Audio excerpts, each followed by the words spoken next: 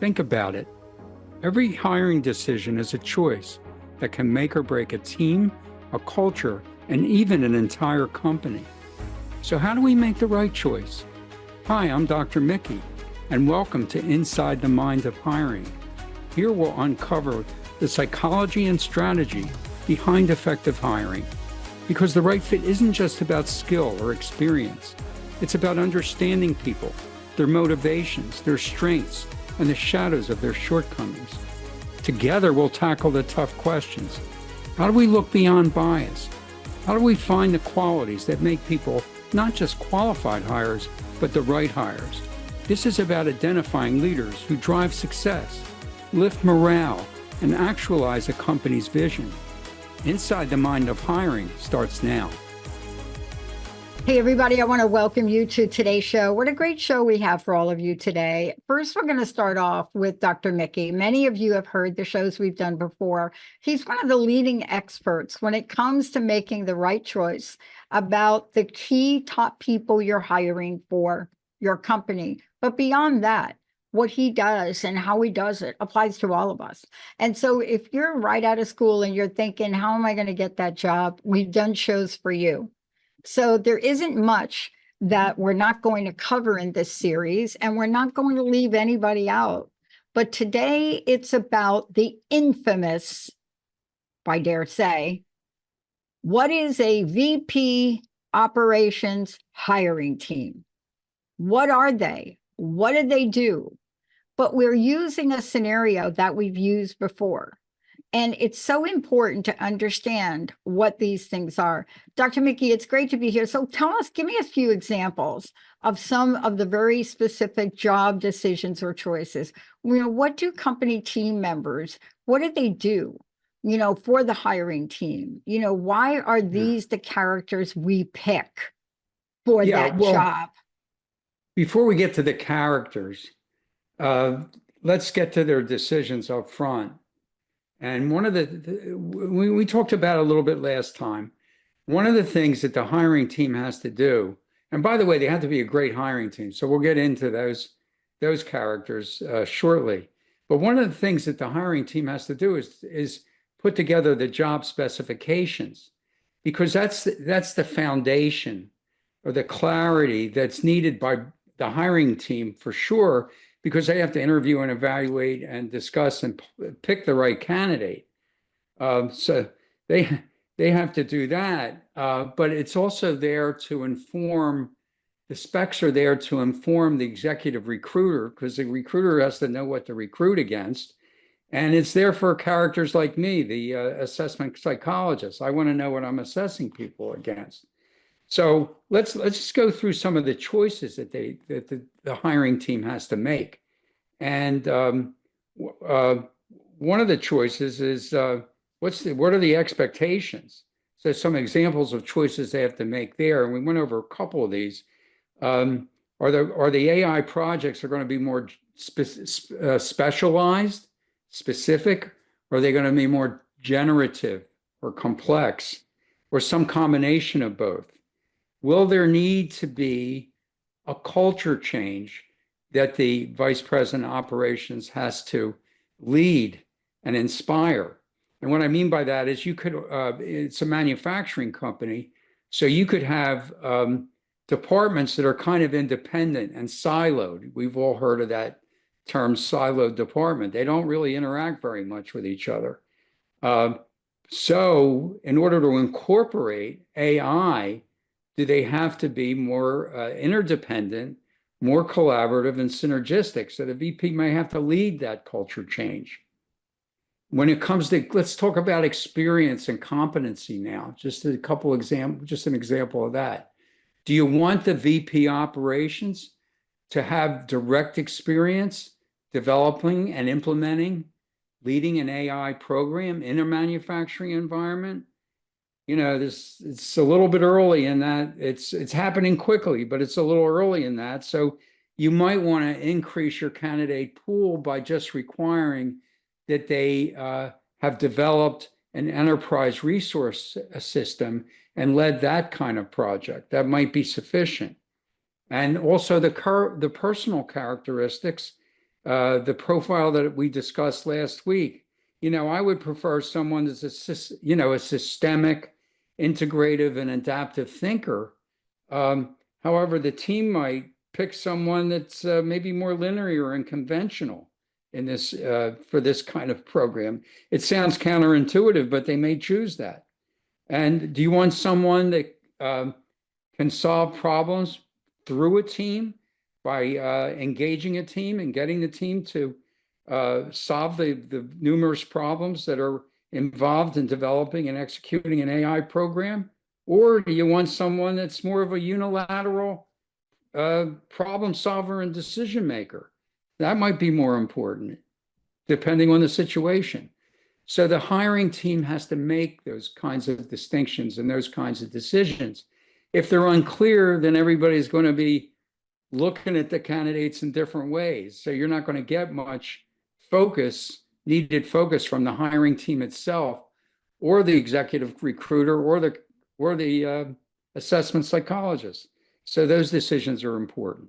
Well, I got to tell you, 2019, I've been told we came up with one of the first ideas for AI that had to do with human and spiritual potential.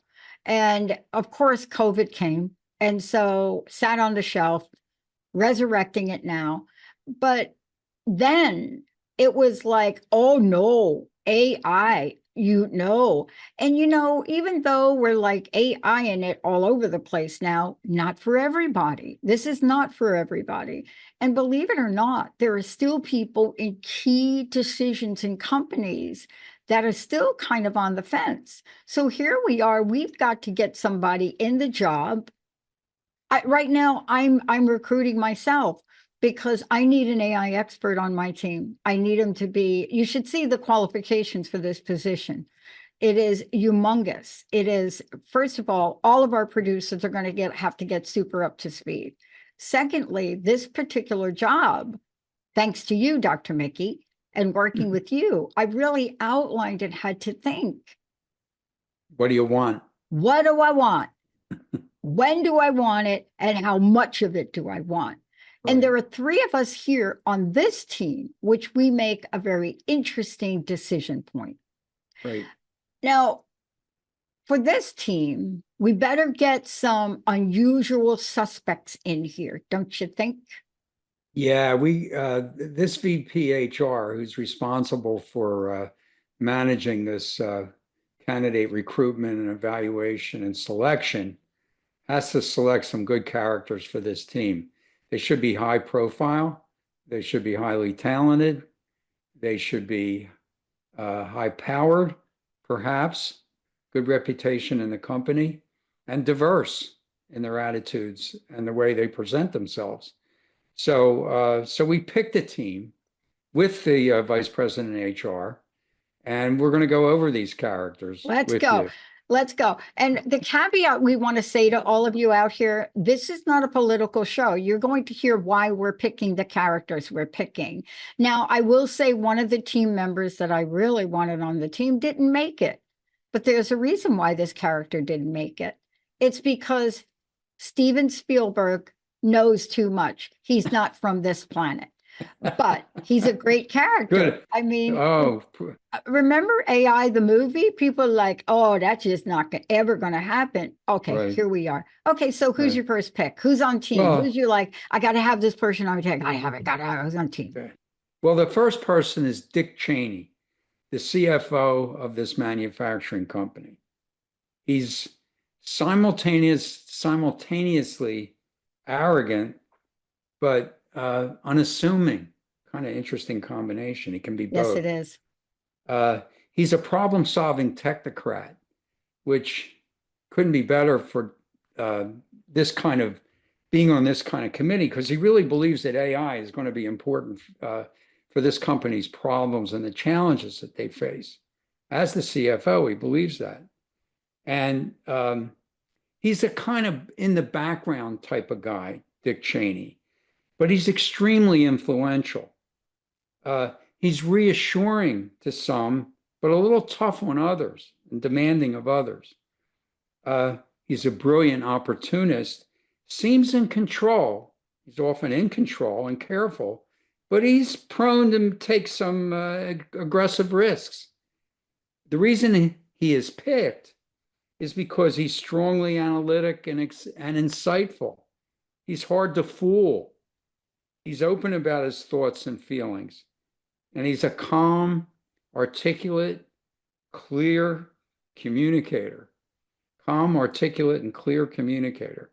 So I think the VPHR was pretty adept in picking Dick Cheney. And then after Dick, if you want to know the next person on the roster, it's Nancy Pelosi. Nancy is the vice president and general counsel for this manufacturing company. She's persistent, methodical, independent, a tad more risk averse than risk tolerant, more skeptical and questioning than trusting, and more pragmatic than optimistic, somewhat more fast-paced than deliberate, more matter-of-fact than emotionally expressive, more autonomous than collaborative, and more dominant than supportive. But the reason she's picked is her pragmatism. Her pragmatism. She'll protect this team from taking undue risks and making missteps. She has good instincts, and she has good intuition with people and reads them well. She's thoughtful and assertive and independent, but adequately collaborative. So the VPHR sees her as not only adding value to the specifications, but in the evaluation and process and discussion and selection of a great candidate for this role. And by the way, those two have worked together before. They have. Oh, yes, they have. Nancy Pelosi goes way back. Yeah, they have. I think Nancy has worked with everybody, probably except Roosevelt. But but the point is that they know the dynamics between them, and they are different. Right. So it'll be interesting to hear the rest of the gang. Oh, they're probably quite complementary. Yeah. And the rest of them are too. The next person on the roster is Martha Stewart. She is the vice president of marketing for this manufacturing company. She's perfectionistic and compulsive and controlling, but often in a healthy and successful way. She has a sense of humor and a great laugh, particularly when the pressure is off. But she's intensely loyal to the company. She's a lot of adjectives for her. She's meticulous, perceptive, persistent, tough-minded, determined, opportunistic, resilient, and of course, entrepreneurial. The reason that she's picked is she will promote thoroughness. No stone will be left unturned with Martha Stewart on the team. Yeah, and one thing we should say about Martha for a moment, and there are a couple more coming, each of these people have faced astronomical challenges at some point. Yep. Cheney with Iraq, 9/11 in his face. Right. Nancy Pelosi personally attacked so much with Nancy. I mean, holy cow, I can't even count the people she's had to work with. Right. And then Martha is like the Energizer Bunny, because the Energizer Bunny would be one of my candidates, but she's like that. I mean, who the heck goes to prison, continues to grow their company, and then comes out and makes even better and makes one of the most unlikely friendships on the planet, which we'll talk about. Yeah. Well, she definitely has a can-do spirit, and she's, like I said before, quite entrepreneurial. I'm sorry, really bullish on AI's potential to build the company's brand. She's the vice president of marketing. Who could be better? But with that, when you have Martha Stewart, now you have to have Snoop Dogg. You got to. You got to have him. Snoop Dogg is the vice president of sales for this company. He's laid back. He's relaxed, charismatic. He's humorous, and sometimes not even aware that he is. He displays witty wordplay and a chill, weed-loving swagger, but has a carefully cultivated public persona. hardly ever angry or tense, really likable and rather hard to dislike, actually. The reason Snoop Dogg is picked, he understands AI's potential for growing the customer base and sales. Uh, Although he's serious about selecting the right person, he's good at comic relief and taking the edge off tense team situations. He has a good sense of independence, and well, he'll speak his mind without being concerned about political correctness for sure. Yeah, and extremely charismatic. Oh, yeah. And look, these two met, Martha Stewart and Snoop Dogg, in 2008. And that launched, I read an article from yesterday. It was an article in one of the magazines where Martha Stewart revealed what she learned from her friend Snoop Dogg and confesses they're an odd pair. But when they met, what did they came together? They launched a cooking show. They co-wrote cooking books. Then they were on events. Then they were on the commercials. Then and then and then. And by the way, for Snoop Dogg, when he showed up at the Olympics, Oh, it was the best. Stole the show. Yeah. So that kind of personality is going to hold to a higher standard because visibility is extremely important to him. Oh, yeah. And very complimentary when he did bits with Martha Stewart. It was really something else. It's just, yeah. What an odd couple, but how synergistic are they? They're unbelievable. They call themselves the odd pairing. Yeah, that's an understatement. Yeah. Okay, but so Snoop Dogg is going to be a major contributor. I think the VPHR in this case made a fabulous choice. So then the next choice on the roster is Bill Clinton. And Bill is the CEO of this manufacturing company. He's energetic, creative, charismatic, humanistic. He's often described as hypomanic, but likable. Good sense of diplomacy. Struggles with impulsivity and being too negative towards people that he views are risk averse. But the reason he's picked, he's the CEO of the company and the VP Ops will report to him. So he's, in a sense, he's got to be part of this decision. And he'll bring a spirit of opportunism, because that's the way he is, to the team and encourage outside the box thinking and picking the best candidate. He'll also bring a participative leadership style, which will foster an open, conversational or team environment. So Bill is a good pick. Now, do we have any others? Because there are two alternates that came to mind for me. Right. Well, I've got one other one. Hit us with the last one. Come on. Okay. I got Ann Richards. Ann Richards. Yes.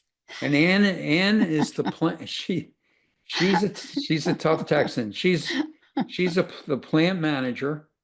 She has a strong personality. She's honest, straightforward, and direct. No BS. No elephants in the room with Ann Richards. Sharp sense of humor, skilled negotiator, courageous change agent. Reason Ann Richards is picked is that she really knows manufacturing and she'll max team honesty and call out and expose any hidden agendas on the team. She'll also enable healthy team negotiation when it comes to identifying the best candidate. She won't allow glossing over potential candidate shortcomings that are minimized or unduly played down by the team. She won't let that happen. And she can use comic relief when the team is shooting too low or fooling themselves. So they'll take our criticism well because she'll do it with a sense of humor. My mom, Mama Doris from the South, loved Ann Richards, loved her. And you know, as my mom got a little bit older, they started to look a bit alike, right? Same red lipstick, beautiful hair.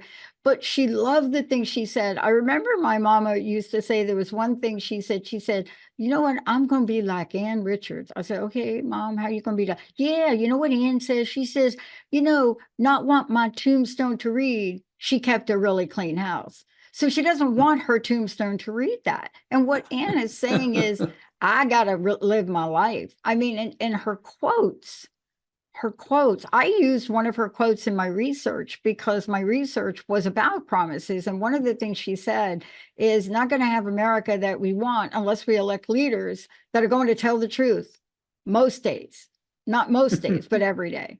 Hello Right. for that one. Now, Right. do you have an alternate just in case one of these feels like this is too big of a job for him? They're going to I can't do it. Now we know Snoop, that ain't going to be him. We know Martha, she going to do it, right? Yeah. Anne definitely would do it. But do you have I have two alternates. I Well, I think want to we're hear. missing something feisty. I think we're Okay. missing the feisty. We don't have enough feisty on We this don't team. have enough feisty. Tell me. Viola Davis. See, Oh, I watched wow. Okay. Viola Davis. Okay, so what do I want to say about Viola Davis? The epitome of classiness with a bullhorn. Yeah, it's good. If Good. you watch, she's a warrior. She plays warriors. She is Right. amazing. She could be transformative. She's getting Right. hailed now for the greatest of all time after watching the new action film G20. Viola Davis is the gatekeeper. She will watch over this group and say, Snoop, don't be doing that at the meeting. But you see, that's what I'm talking about. Now, look. She's the hidden figures. She's the hidden. Was No, it she Hidden no, Figures? no, no. But no, that's it. Viola Davis has been in everything that you can imagine. She wasn't in that. She was in The Warrior, the Woman King. She was in that movie. Okay. But I have loved Viola Davis forever because not only on screen, if you ever see her in an award, presenting an award, she Right. is a class act. And Yep. you go back and you say, what? Now, there is somebody missing from here. You're in addition to Viola. I think there is, but we're going to go with this one. My last choice was who's going to talk trash? Every team should have a trash talker, don't you think? You know this. Every sport team I've always been on, I play with a guy on Saturday. What a trash talker, right? So we're missing Chelsea Handler. We're missing, yeah, but got to keep the team small. Now we're getting too big because being too big, what is that like? You don't have a team anymore. What you have is a soccer team, and we don't want that. So go ahead, take us away. How are these people going to work it out? Well, they're gonna fight. But why did we put them together? It's going to get noisy. The VP, it's going to get noisy in there in many regards. But I don't think the VPHR is going to have much trouble drawing these people out. She's going to have the big challenge for the VPHR in managing this team is making sure they're not talking over each other at any one given time, and making sure that they're contributing and actually being listened to. I think that's going to be the challenge of because it's when you really think about it, they're different. And they have the potential to be engaged and reasonably polite with each other so they can hear each other, but and really take advantage of their probably excellent viewpoints that they bring to the table. But the VPHR is going to have to be a master facilitator. Yeah. To bring out the best of this team. Yeah. Don't you think for this team, though, we need to bring in a different facilitator that actually knows how to use a talking stick? So I would bring in the Queen of Circles, my mentor who passed away, Sidonia Cahill. She would have a talking stick in the middle of a table, start with a ritual, calm them down, and nobody talks until they get the talking stick. But there's a reason that you put this team together. I see. They passed the baton, and I've seen that technique. And for Bill Clinton and Snoop, they're gonna slow their way through a 20-minute thing to get a point. But the bottom line is these people have to listen to each other and respect each other, don't they? They sure do. They sure do. I think that's one of the I think if I were going to say there was one person that would be relatively challenging in this group, who do you think it would be? Who do you guess? Dick Cheney. It's exactly what I was thinking. Yeah. Great minds think alike. Why? Because what does he do? He carries a big stick or something. Yeah. What's that expression? I think he would, because he Yeah. holds his privacy and he holds it close. And when he's Yeah. ready to reveal what he thinks, so they could spend 3 days, and at the end, Dick Cheney will say, "I think ... Right. and then they got to start all over. Yeah, yeah. He's a little bit, he has a Machiavellian kind of tendency. Yeah, You and know, Chelsea, exactly. And Chelsea yeah. Handler, if Chelsea was facilitating, she'd come in and say, "No effing way." And that would be a whole different dialogue from her. But you see, what are we talking about? See, the problem with most teams that are hiring now is they put their friends on it. They put people on it that are safe. We didn't do this to talk politics or pop culture. Yeah, This is it's a really good point, Dr. yes, Pat. You can't make that a major criterion if you're like the VPHR and you're going to you're going to pick your buddies, or you're going to pick people that, kind of reinforce you and are not difficult to handle. That could be this is such an important selection. And the more I think about hiring teams and the way they function, I guess I'm an element of that, but ultimately I'm not. It's this team that's going to have to create the vision for this job. yeah, yeah, and really be strong evaluators and really contribute to the selection process. And like we heard before in past episodes, it's extremely important. yeah, This job is going to be a money-making job or a failure. yeah. Now, Dr. Mickey, in our next episode, if you're up to the challenge, I would like to suggest we take our hiring team and we set up our real hiring situation where each of these players gets to dialogue about their perspective for this latest candidate for the job. And the candidate is, you'll have to tune in to find out who we pick the candidate is and what they have to say about them. Well, so Dr. Pat, can we have another candidate, like two candidates, or for next time we can do two. We have to have more than one. Otherwise, then what are we doing? A little nepotism, like Cheney? Maybe Liz Cheney is the candidate. So well, you want to have some competition. You want to have some competition. So you'll like pick one and I'll pick one. Right. Okay. You pick great. one. But next time we're going to walk you through the dialogue. Dr. Mickey and I are going to play some of these roles. We may bring some people in to play the role, but we're going to put you through a half hour of what a short diagnosis, analysis, and real life things that may come out of the mouths of these babes. Dr. Mickey, thank you so much for today. Yeah, thank you. Thanks for setting the right tone, Dr. Yeah, Pat. I think we got to get Linda to play Nancy Pelosi. She's right there. I can play Chelsea Handler because I am the daughter of a truck driver. And then you can play Dick Cheney. When we come back. Oh, that's going to be a tough one for me. I'm going to get my friend Nicole. Nicole will play, I'm telling you, Nicole will come in here and Nicole will play Viola Davis like nobody's business. Thank you all for tuning us in, turning us on. Even though we're taking a lighthearted approach to this is so you can learn. See, when you are the candidate, you are going to be faced with characters like this. Sure. What the heck are you going to do? All right. It's like, thank you. Gotta handle a bull by the tail, right, Dr. Pat? Yeah, you got to knock it out of the park. We're going to take a short break, everybody. We'll be right back. You have been listening to Inside the Mind of Hiring with me, Dr. Mickey Fineberg.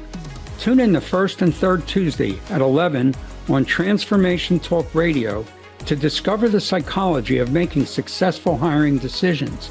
In each episode, hiring managers and HR pros will learn how to leverage assessments and other key screening sources and avoid common pitfalls.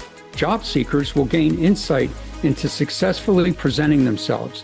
For more information on assessing people for mission-critical jobs and on career assessment and coaching, visit deltaconsultants.com and my LinkedIn profile. If you'd like to write me personally, it's Mickey, Mickey, @deltaconsultants.com.